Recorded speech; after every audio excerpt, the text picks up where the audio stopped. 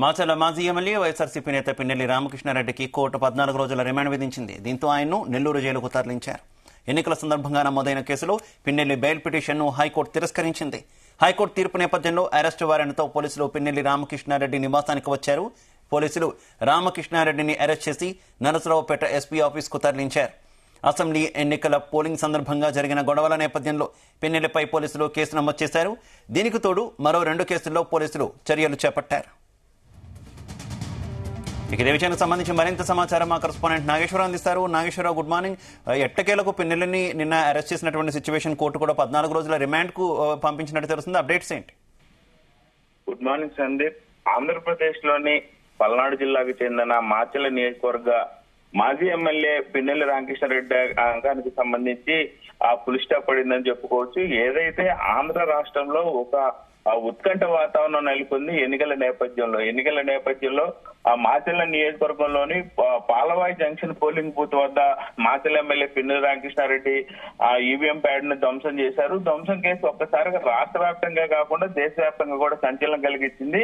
అదే EVM pad ను ఆ పోలింగ్ బూత్ లో పగలగొట్టి బయటకు వస్తున్న నేపథ్యంలో అడ్డుకోపోయిన వ్యక్తిని తన్నిన కేసు, అలాగే అతని మీద దాడి చేసిన కేసు కానీ అత్యాచారం కేసు నమోదైంది.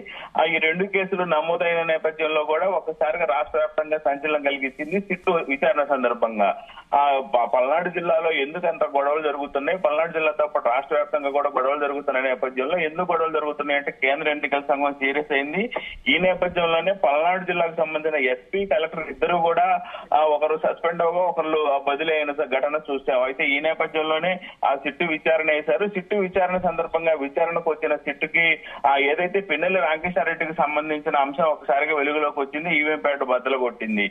ఈ నేపథ్యంలో కేంద్ర ఎన్నికల సంఘం సీరియస్ అయ్యి ఎందుకు ఈవీఎం ప్యాడ్లు పగలగొట్టిన వాళ్ళని వదిలేశారన్న నేపథ్యంలో 24 గంటల్లో తన ముందు ఉంచాలి పూర్తి వివరాలతో అనేపాటికి పిన్నెల్లి రామకృష్ణారెడ్డిని అరెస్ట్ చేయడానికి రంగం సిద్ధమవగా 3 రోజులు 4 రోజులు నాటకీయ పరిణామాల మధ్య 5వ రోజు పిన్నెల్లి రామకృష్ణారెడ్డి హైకోర్టులో పిటిషన్ దాఖలు చేశారు. తనకు ముందస్తు బెయిల్ ఇవ్వమని.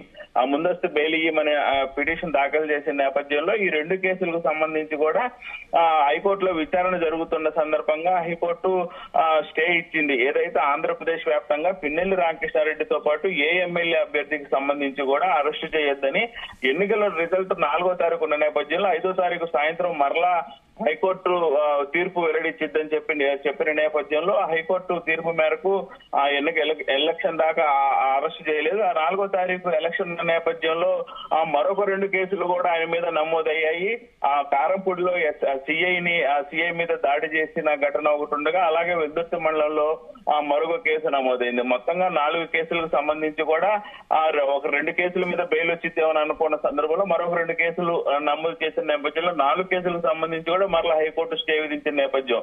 4వ తారీఖు నుంచి ఇప్పటిదాకా కూడా దాదాపుగా ఈ 21 రోజు కూడా హైకోర్టులో వాయిదాలు పడతా ఉన్నాయి. హైకోర్టు ఏదైతే నిన్న మధ్యాహ్నం పిన్నెల్లి రామకృష్ణారెడ్డికి సంబంధించి బెయిల్ క్యాన్సిల్ రద్దు చేసింది. ముందస్తు బెయిల్ రద్దు చేయడంతో పిన్నెల్లి రామకృష్ణారెడ్డిని నరసరావుపేటలో పోలీసులు అరెస్ట్ చేశారు.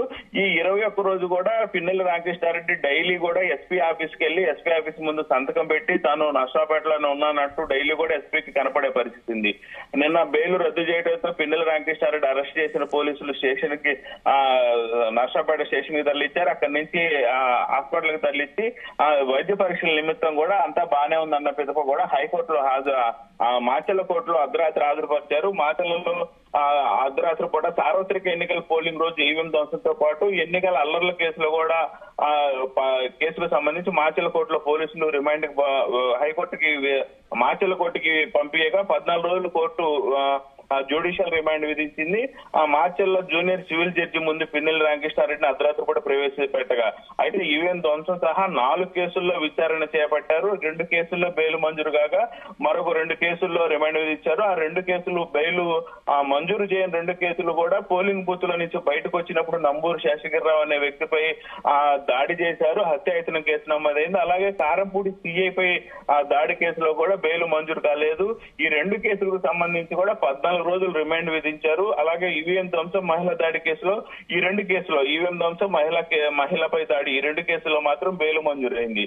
అయితే పిన్నెల్లిని మాత్రం నెల్లూరు జైలుకు తరలించమని న్యాయమూర్తి ఆదేశించారు. దీంతో ఎన్నికల వ్యాప్తంగా రాష్ట్ర వ్యాప్తంగా కాకుండా దేశవ్యాప్తంగా సంచలనం కలిగించిన మాచర్ల ఎమ్మెల్యే పిన్నెల్లి రామకృష్ణారెడ్డి అంకం నెల్లూరు సబ్ జైలుకు పంపించడంతో అంకం ముగిసిందని అనుకోవచ్చు సందీప్. Okay, thank you.